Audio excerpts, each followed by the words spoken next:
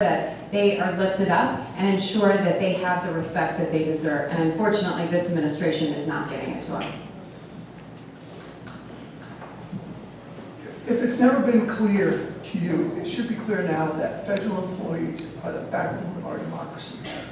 They are the people that are keeping, right now, the pillars of democracy standing upright.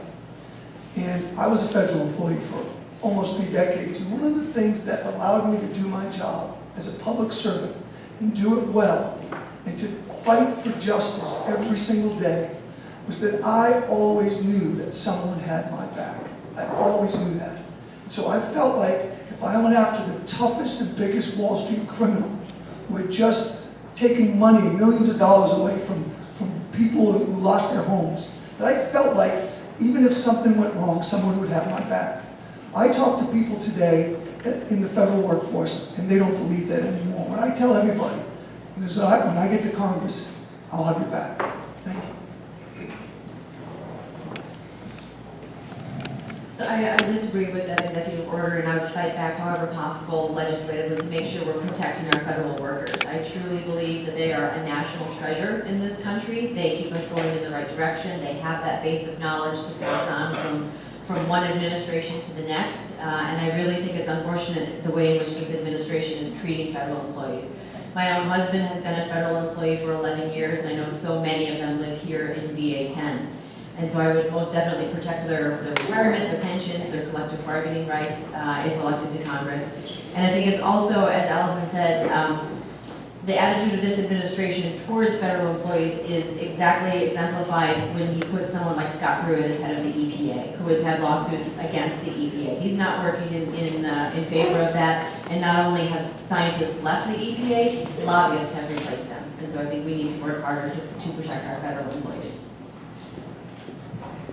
I've had an amazing opportunity to work with federal employees. In the military, I had federal employees who worked for me. I was married to a federal employee. My wife was a teacher in the Department of Defense education program. And in the private sector, I had a 1.5 years where I worked with the VA with some of the most dedicated federal employees. Our federal employees are under attack.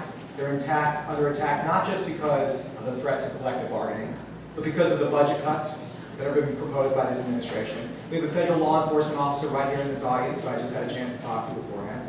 They're proposing cutting his pay and the pay of federal firefighters. As a country, we will run and succeed based on how well our federal workforce is able to succeed itself.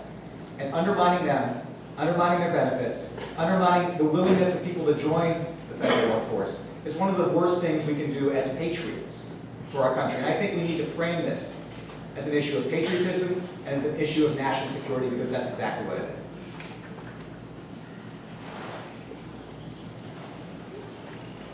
You know, I too wanted to have fuel in my plane before it took off the ground as I was flying over combat missions in enemy territory, and oftentimes it was the federal workforce that would schedule the development and schedule the deployment and schedule the fuel to the airfields. But one thing we have to start asking ourselves is, why are these proposals in place? Why is there a suggestion that perhaps there has to be a decrease in benefits? Perhaps it's because the federal government is bloated. Perhaps it's because our children and our grandchildren are being saddled with trillions of dollars with debt that if we don't trim it now, we're going to actually have a fiscal decline, not only in the short term, but something that's going to occur down in the long term. And I have to say this: all employers want outstanding employees. But if you're not an outstanding employee, then the employer should have the ability to let that employee go. And this is what I'm saying. Nobody should be compelled to be in the union. Nobody. Right, so we're running short on time. I have some questions here from the audience that are specific to certain candidates.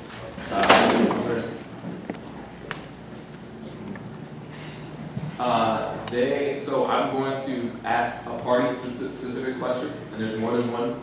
So just so ahead of time, no one yells or says anything crazy. So this one is directed to Jennifer Wexton from Nancy Friedel. Once the Democratic primary is over, can can you name 3 specific things you or whoever wins that primary can do in the general election to appeal to moderate conservative voters that will help them vote for a Democratic nominee instead of Representative Barbara Comstock? Thank you. So, well, I would run the general election the way that I have run my other elections, which is focusing on the families of the district. I have always overperformed or outperformed other Democrats on the district. I have a lot of crossover voters because when I legislate and when I govern, I focus on helping kids and families. So I don't, when people come to me with bill ideas or with things that need to be changed, or things that we can do to make government work better, I don't ask them what their political affiliation is. I ask them, what can we do to help you? And that's why I've been able to patron and pass over 40 pieces of legislation, things I'm very proud of. Helping with more access to disability services, helping to keep our public schools as strong as they can possibly be, making sure that we can all get home at the end of the day and that we have good roads to drive on and things like that, the kind of kitchen table issues that all of these constituents care about. And this question is for Shak. You're obviously the sole Republican here, and we thank you for coming. Honestly, I think it's great that you're here. Obviously, the rest of the candidates here have a different view of President Trump. You have adopted sort of the Make America Great Again slogan. Why should communities of color believe that a representative closely aligned with President Trump will be beneficial to them? It's that's a Republican question. I'd like to defer that question to Congresswoman Comstock. She's not here. I'll take it. When you have somebody that loves this country, when you have somebody who wants the best for Americans and is willing to fight for Americans, then we can all move forward. One of the things that frustrates me about President Trump is he's not for the Republican agenda, but he's also not for the Democrat agenda. And one of the things I now have learned to respect and grow to honor him for is he's for the American agenda. And ladies and gentlemen, let's look quickly at the numbers. In 2010, Hispanic unemployment was over 12%, today it's under 5%. Let's go over that again. Over 12, today under 5. The black unemployment was over 16%, today it's under 7%. These are directly tied to President Trump and what he's doing to make our country great again. Thank you. Okay.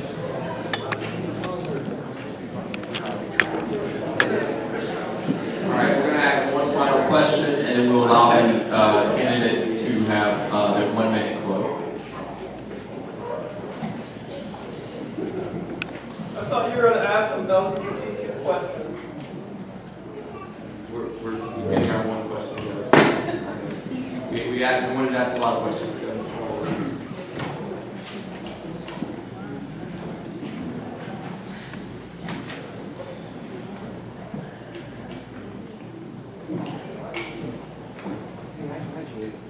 All right, this is going to be the final question before the closing.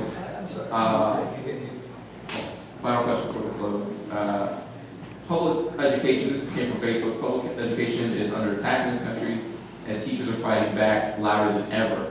What will you do to ensure a strong public education system that provides equitable opportunities for children, regardless of zip code, color, LGBTQ status, or citizenship status at all levels? So I believe we're going to start with you, Alison, and then we'll go that way.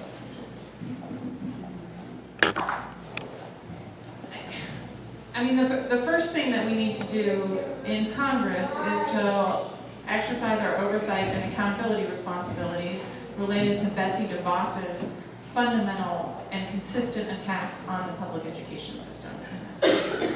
I have a daughter in the Fairfax public school system. I am talking to teachers, both her teachers and teachers across the district, who are all talking about cost of living and the fact that they actually cannot gain the experience they need and stay in Fairfax County to be able to raise a family unless they they are married to somebody who can provide for them. I think we can do a lot more related to teacher pay, and I also strongly believe that a student should not be resigned to go to a failing school based on the zip code initiative. Public education is extremely important to me. I am entirely a product of public education from kindergarten through law school. And I have 2 kids who are students in Loudoun County Public Schools right now.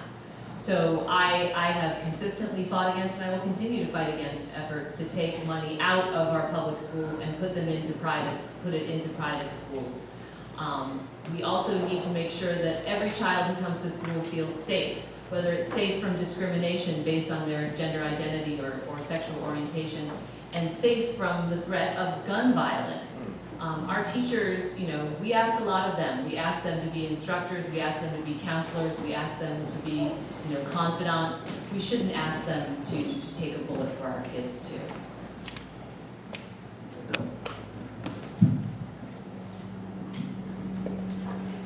When we look at the role of the federal government, which is the job that we're all applying for up here, we have to see where the federal government is designed to do its best work to secure for the common good the ability for each of us to have God's given talents.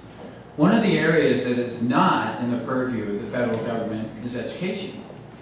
So education is in the purview of the states. The federal government should have no jurisdiction in education, but to the point that it has jurisdiction, I would strongly have the money follow the child.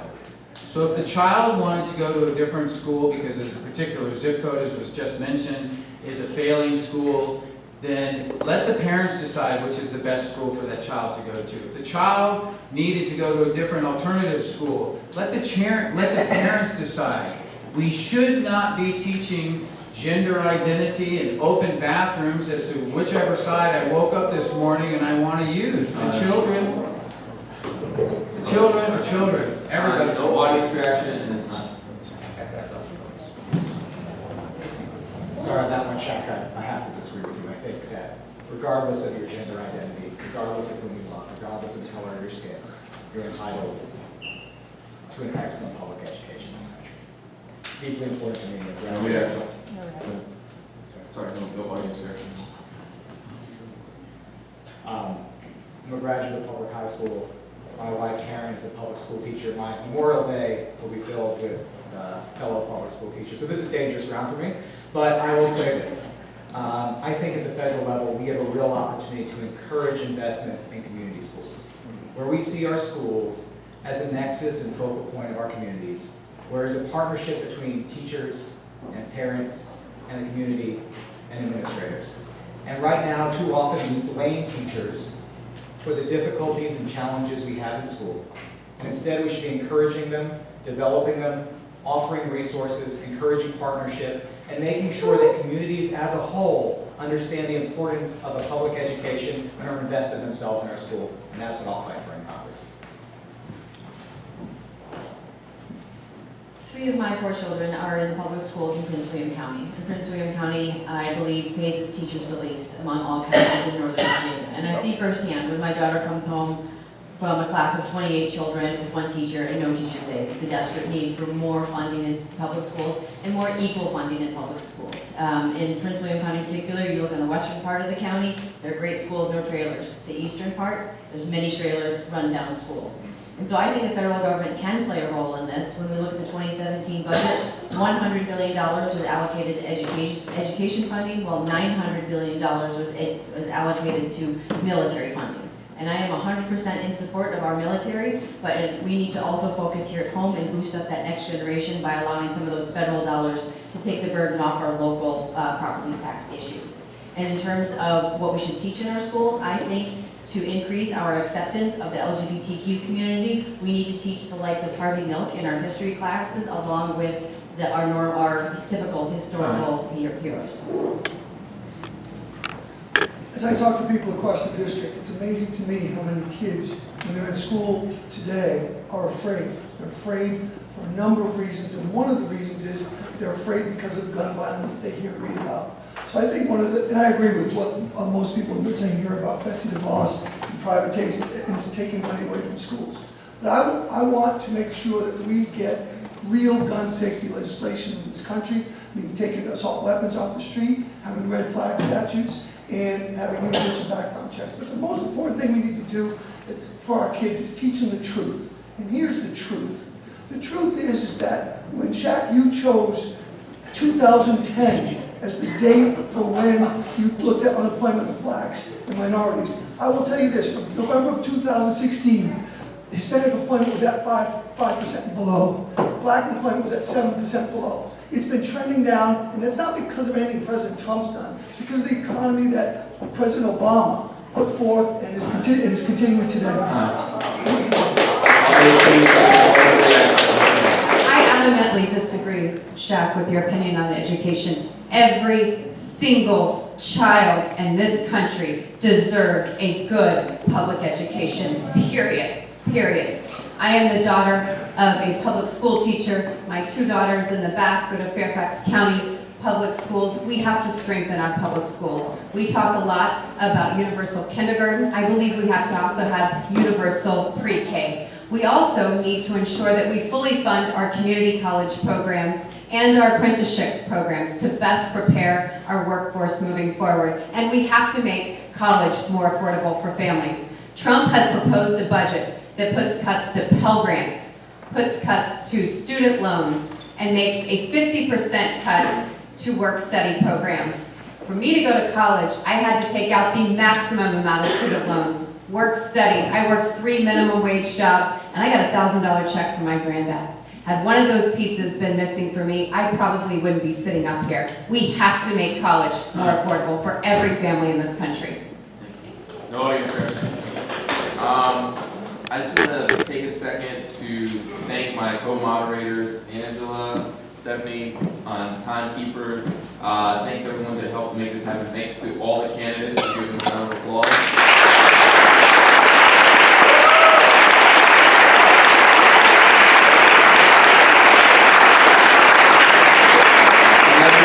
It's never enough time. I just want to let you know we covered in this forum workers' rights, racial equity, education, immigration, questions of drugs, war. We did not get to some of the questions we had on guns, LGBT issues, climate change, and health. So we can't get to them all. The candidates may be mulling around a little bit, and I encourage the audience to ask questions. We're now going to give them 1 minute to do their closing, and we will start from the opposite order that we did before. And then Karen will close down our program, and then we'll go from there. Thank you.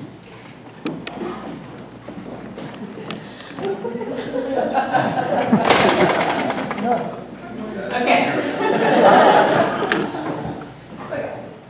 I want to take the last minute to answer the question about how we will win in the general election. We know Barbara Comstock is vulnerable on her votes being bought by the NRA. We know she is vulnerable by the amount of corporate special interest money that she takes.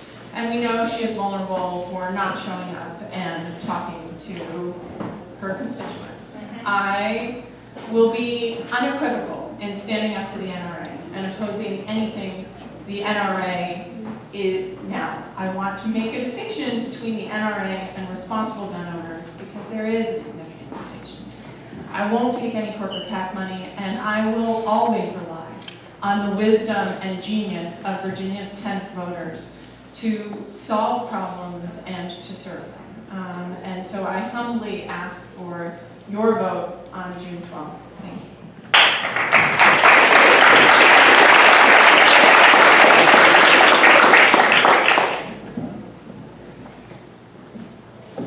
I'm asking for your support because I'm the candidate with the roots and the record to beat Barbara Comstock and govern for you all when I get there, for us all when I get there.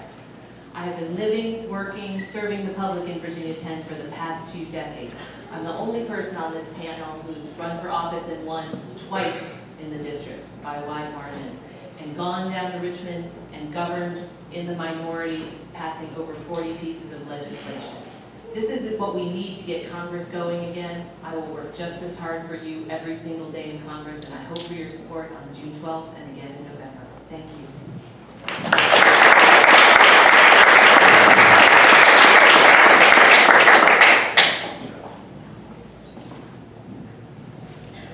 Everybody keeps talking about running against Barbara Comstock. There is a real opportunity here for constitutional conservatives to have somebody other than Barbara Comstock be their representative. I'm not a career politician. I'm here because I care about you. I'm a member of our society. I have spent my entire life serving. I will be able to bring my master's degree to balance a budget. I will be able to bring my views on the Constitution to help support us, to stay within what our framers have decided is best for our country. And I tell you, ladies and gentlemen, if you want to make the 10th Congressional District great again, elect me in the primary first of all, and then when we get to the general, we'll be able to have somebody who's actually going to support the President's America First agenda. And when we do that, we will be able to reclaim the 10th Congressional District for the conservative cause. I humbly ask you for your vote and for your support. Thank you very much.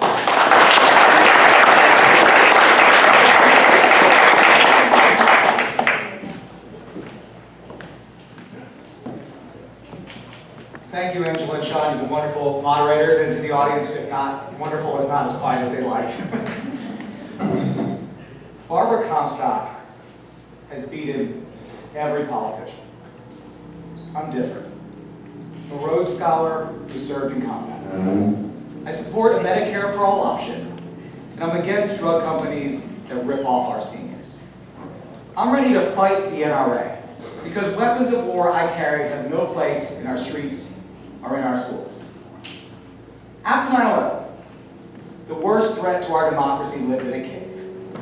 Now it lives in the White House. No one, not even the president, is above the law. And I'm ready to take him on day one. I'm ready to be part of a new generation of leaders who put country before party, service before self, and people before politics, and who can actually win in November. I hope to earn your vote on June 12th. Thank you.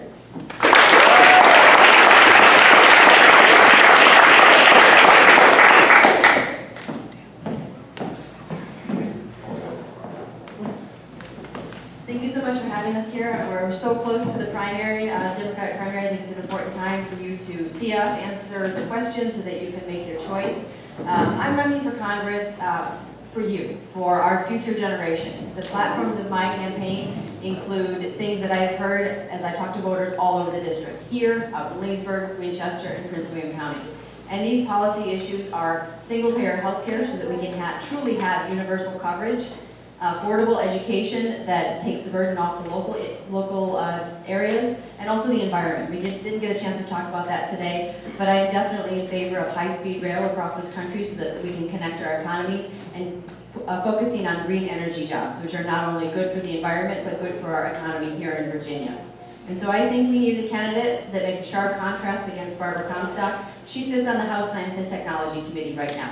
Wouldn't that position better be filled by an actual scientist than another Washington insider? And so I think we need that candidate with a different kind of background. And on June 12th, I ask you to cast your vote for the first woman scientist to ever serve in the House.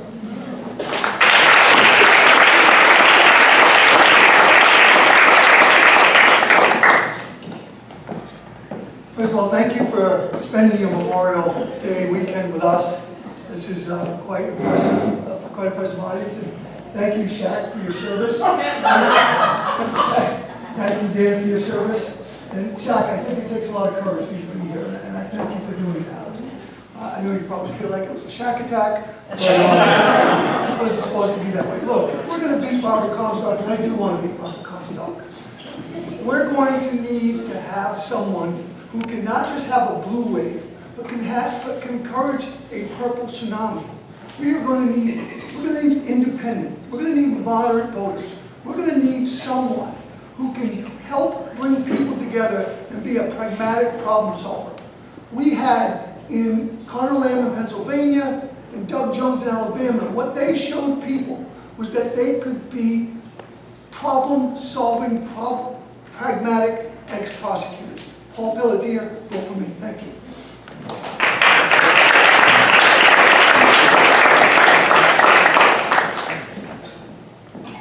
I want to start by talking about one issue we didn't talk a lot about.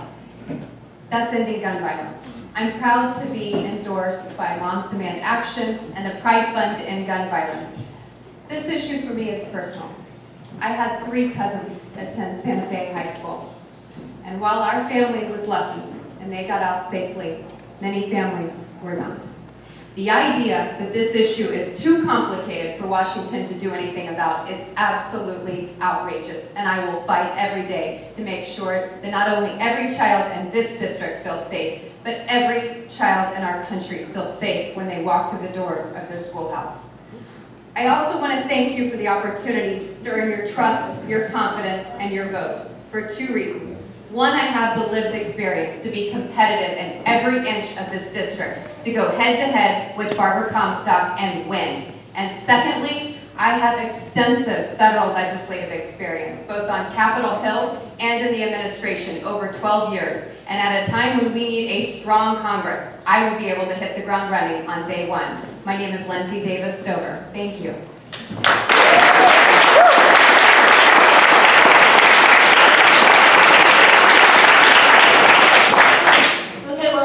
Thank everybody for joining us and coming out today, but before I do our final thank yous, there are a couple announcements that I'd like to make. First, if you're missing a set of car keys, please see me. The second is, don't forget to vote on Saturday, June 12th. If you're unable Tuesday, June 12th, and if you're unable to do so, you can do in-person, absentee in person or by mail. At this time, so please make sure you have your plan to be out and voting at your polling locations on Tuesday, June 12th. If not, please make arrangements to do so before that deadline. Also, you're more than welcome to come out and join us at our meetings. We meet every month, the second Saturday of every month. Our June discussion, which is going to be led by One Virginia 2021, will cover gerrymandering. So please check our website for more information on that. And then also save the dates. We've got some really great programs coming ahead on June 23rd. We have our health fair program, so we're going to have a lot of vendors and discussions on how to continue a healthy, clean living. And we're having it at the Burke Lake Park. And it's going to be starting at 8 o'clock. We're going to have a walk, run, and bike around the Burke Lake. And then 11:30 to 2:30, our fun and healthy activities will begin. And then save the date for July 14th. We're going to have a Cops versus Kids basketball game at the Gum Springs Community Center. And that program begins at 12 p.m. So please, we've got a lot of events planned. Please check our website. We've updated it, so we've got voter education, which will be updated throughout until November.